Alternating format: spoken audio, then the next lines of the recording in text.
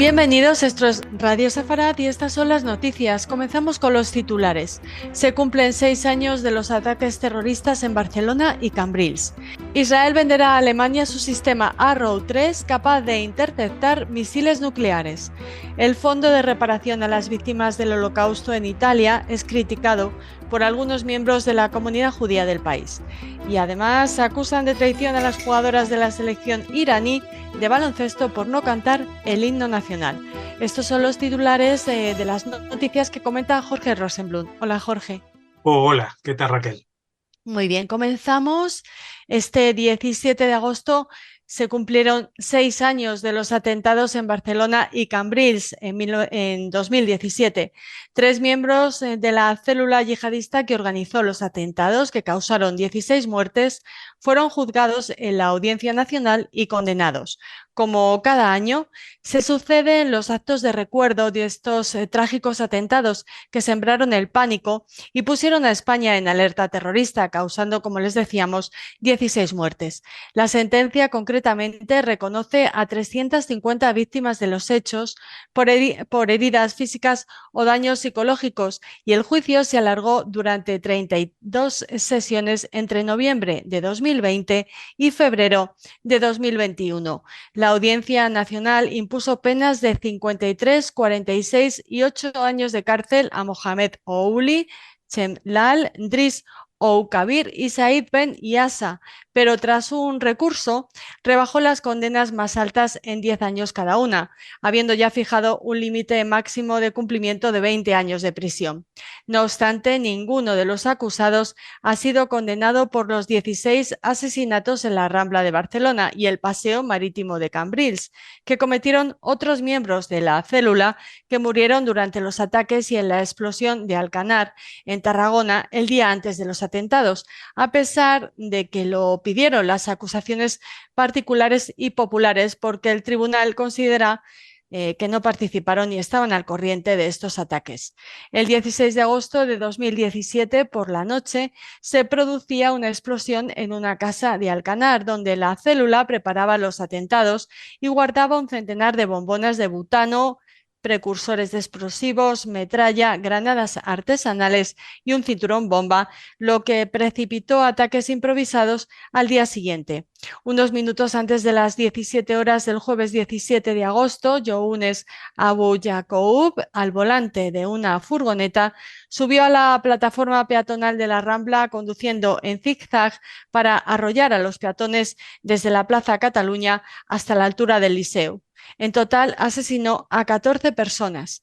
Horas más tarde, el pánico se repetía en Cambrils. Era a la 1 de la madrugada del 18 de agosto cuando otros 5 miembros de la célula atropellaron a 6 personas, entre ellos un agente de los Mossos d'Esquadra, matando a una mujer. Abu Yacoub murió abatido por los Mossos 4 días después, tras una persecución a contrarreloj en la que mató a la víctima 16 al ser descubierto en un campo de Subirats, en Barcelona, mientras que los autores del ataque en Cambrils fueron abatidos en su huida momentos después del atentado. Sí, desgraciadamente tenemos en el recuerdo esta trágica escena que se vivió hace 6 años. Me imagino que para las víctimas esto sucedió ayer mismo, pero desde la perspectiva de la sociedad española parece que hubiera sucedido hace muchísimo tiempo, eh, eh, antes de la pandemia y antes de tantas cosas que nos pasaron, que nos han hecho olvidar y desgraciadamente también olvidar el impacto que esto causó en la sociedad española, y por eso también en los homenajes que se están rindiendo en estos días no tienen el impacto, creo yo, según opino, que habían tenido en otras ocasiones o en otros atentados terroristas que sufrió España. Ahora parece que tanto Cataluña, que fue el escenario de estos ataques, como España, están mirando hacia otro lado, están más preocupados en las posibles confluencias y desentendidos que puedan haber para armar un gobierno de izquierda unido a los independentistas catalanes y ya poca gente se acuerda de los muertos y también de los más de 300 heridos que sufrieron este atropello, no solamente físico, sino también a su integridad, digamos, anímica, ¿no? Así que bueno, desde aquí nuestro recuerdo, no queremos olvidarlos, como tampoco olvidamos a las víctimas de los atentados del 11 de marzo del 2004, ni queremos olvidar incluso a las víctimas de otros atentados mucho más lejanos en el tiempo, en el año 1985, cuando el grupo yihadista atentó contra el restaurante El Descanso y entonces la sociedad española miró totalmente para otro lado pensando que estos ataques estaban dirigidos solamente contra los comensales estadounidenses que había en este establecimiento y que no era un ataque a Occidente en general.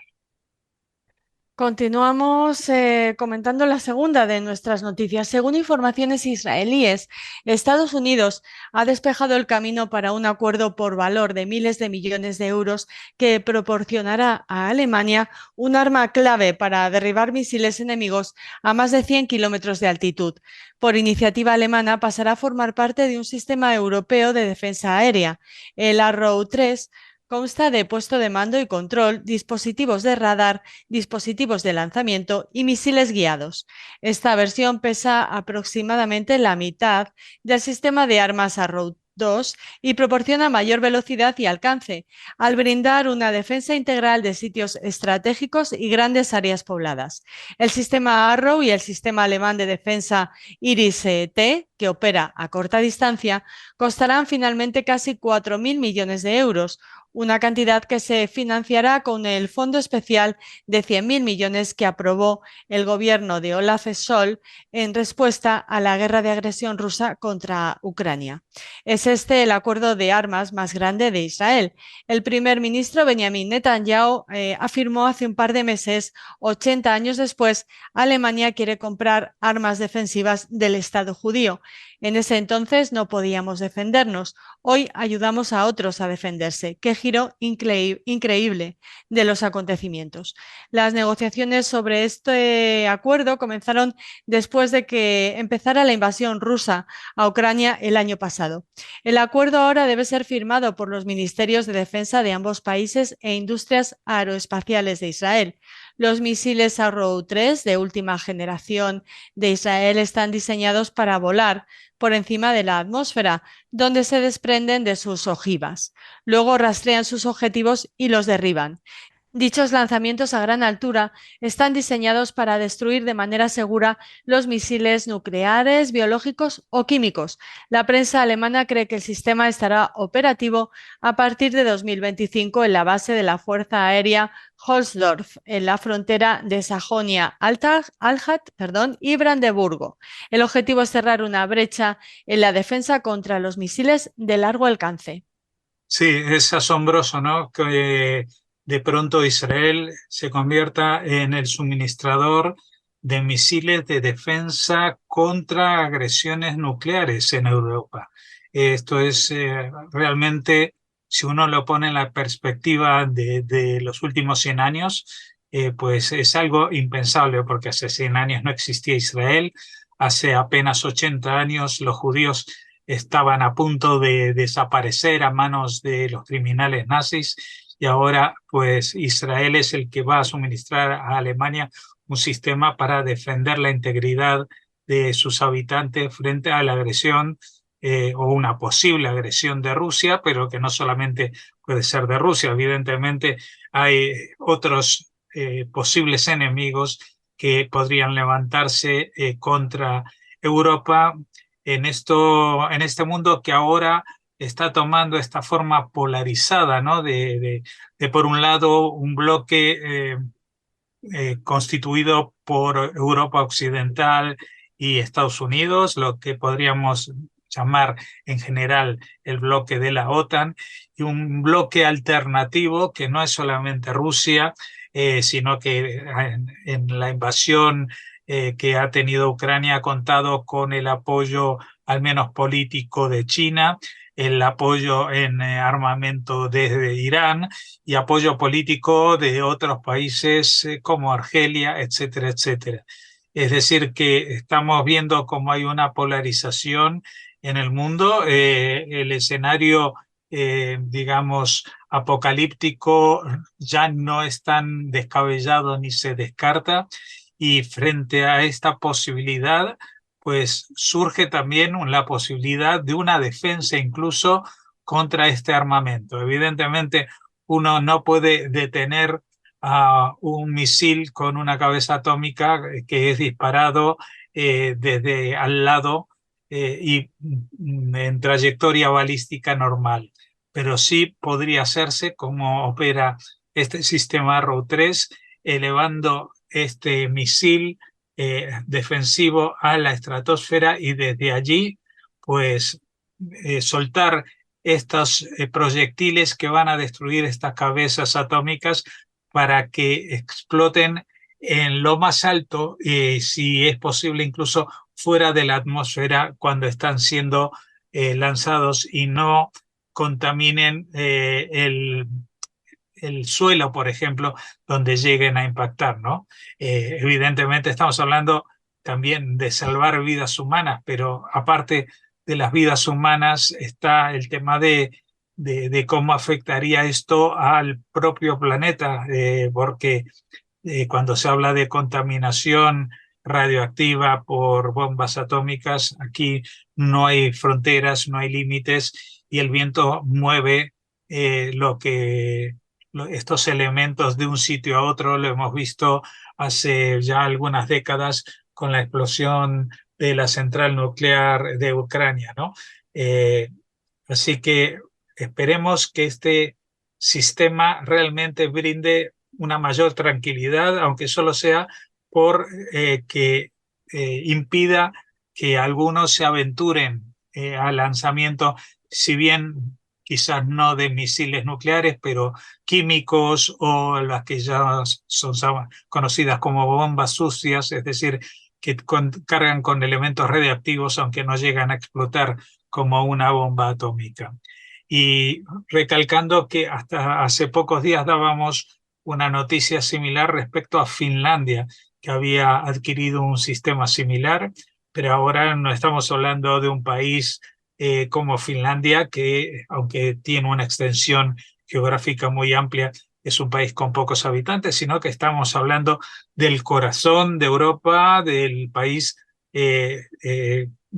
más importante hoy en día en la economía y en el empuje industrial que significa Alemania, y que a pesar de estar en esa situación, ese país pues requiere la tecnología que desarrolla un país ínfimo en territorio y en habitantes como es Israel, aunque evidentemente tienen que contar, como iniciaba la noticia, con el visto bueno de Estados Unidos, porque estamos hablando de esta organización, este paraguas militar que se cierne sobre toda Europa y el hemisferio norte, que es la OTAN. En 2022, el ex primer ministro italiano Mario Draghi aprobó la creación de un fondo para la reparación a las víctimas del Holocausto. Se trató de un acuerdo al que se llegó después de una disputa entre Italia y Alemania en los tribunales de Naciones Unidas. Recientemente se informó que se destinarían 67 millones de dólares a ese fondo. Con ese dinero se comenzaría a entregar indemnizaciones hasta el año 2026.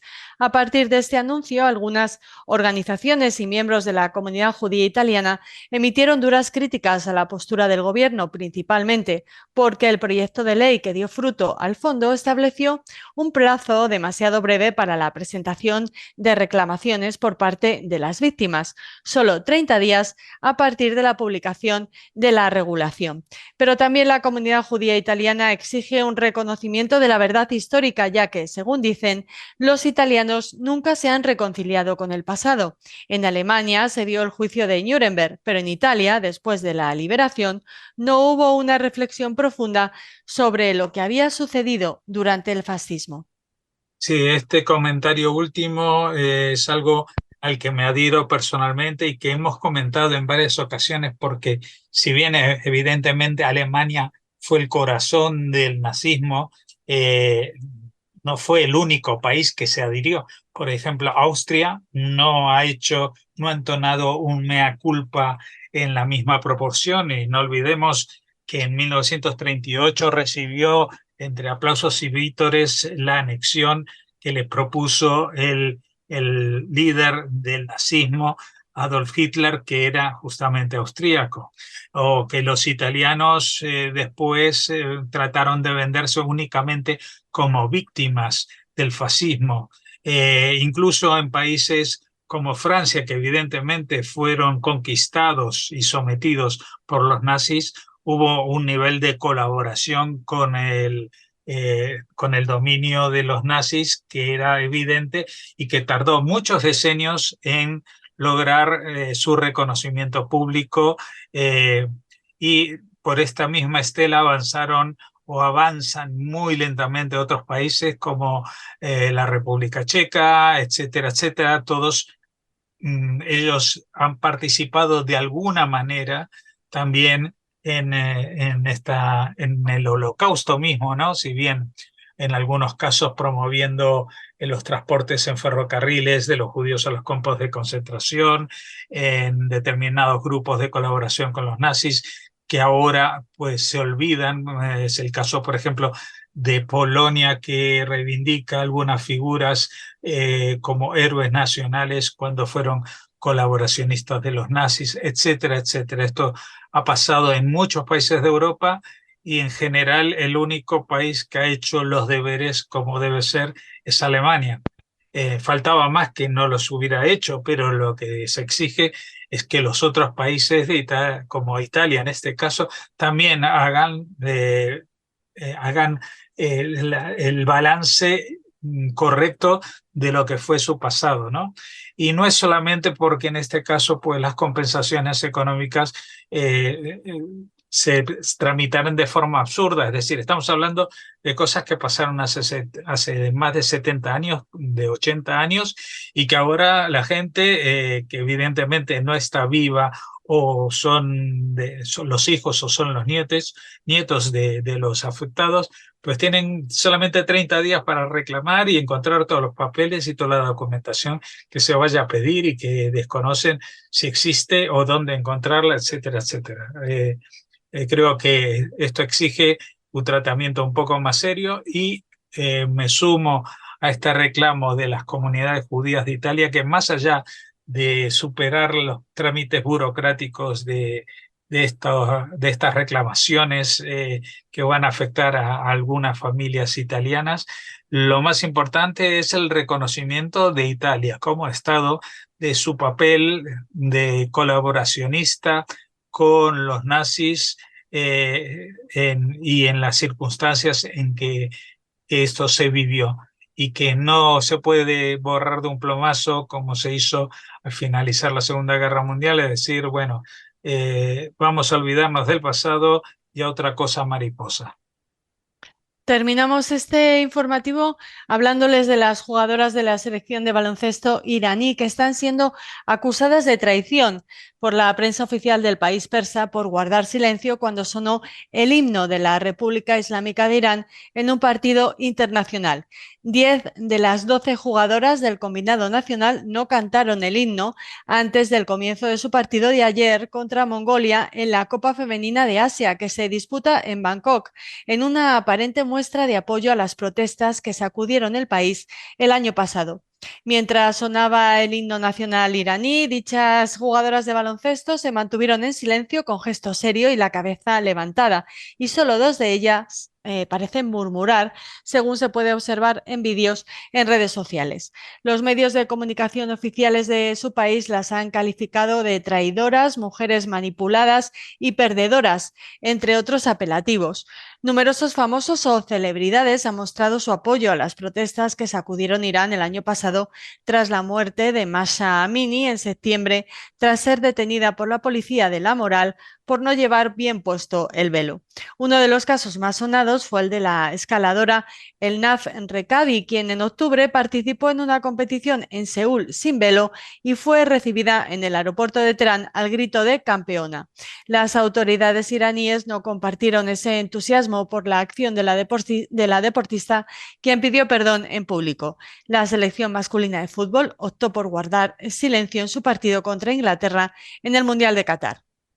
Pues sí, ahora esta noticia nos recuerda que estamos a punto de cumplir un año desde que se asesinó, porque no hay otra palabra, a esta mujer, una mujer kurda iraní, que no llevaba, según dice la policía de la moral, que es un cuerpo ilegal según la constitución iraní, porque no aparece en ella, pues por no llevar bien puesto el velo, que vaya uno a entender exactamente a qué se refiere exactamente, pero la brutalidad de la detención acabó con la vida de esta joven. Esto encendió al país, encendió especialmente a los sectores de las mujeres que llevan más de 40 años sometidas a las presiones inhumanas de este grupo de digamos, extremistas que están en el gobierno. Yo sigo asombrándome de que tantos países, entre ellos España, sigan manteniendo relaciones diplomáticas la mar de normales con un régimen como el iraní, aunque se atreven a condenar cualquier cosa que pase o deje de pasar o digan que ha pasado y que no sea demostrable con respecto a los israelíes, ¿no? Pero respecto a Irán, nada de lo que pase, nada de la brutalidad, nada de los asesinatos, que no se sabe cuántos cientos o miles de personas han muerto durante este año en protestas por esta brutalidad. Pues nada de esto trasciende ni le importa, parece, a la gente de países que presuntamente somos tan civilizados como España y otros países del mundo. Esto ya hace mucho que ni siquiera aparece en las noticias. No sabemos cuántos han muerto, no sabemos cuántos están detenidos. Sabemos por la memoria que ha habido intoxicaciones, envenenamientos en colegios para que justamente dominar o doblegar este intento de las mujeres de Irán de rebelarse contra estas indicaciones totalmente arbitrarias y machistas y yo diría hasta prehistóricas de la utilización del velo, de ocultarse ante la mirada libidinosa de los hombres. El problema está en la mirada del otro, no en los ojos libres de velo o en la boca libre de velo de alguien que viva en ese país y sea mujer. Así que desde aquí nuestra solidaridad con las deportistas afganas, con las mujeres afganas, perdón, no afganas, Iraníes.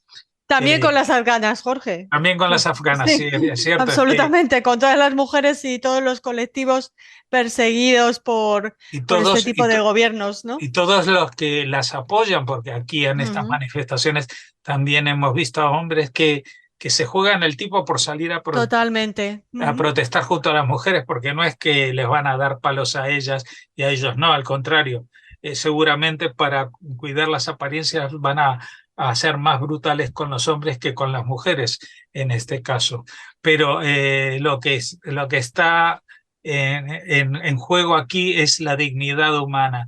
Y un año después de lo que está pasando, yo no es que no quiero que las jugadoras de baloncesto no canten el himno. Yo quiero que el himno de Irán no se cante en ningún país del mundo.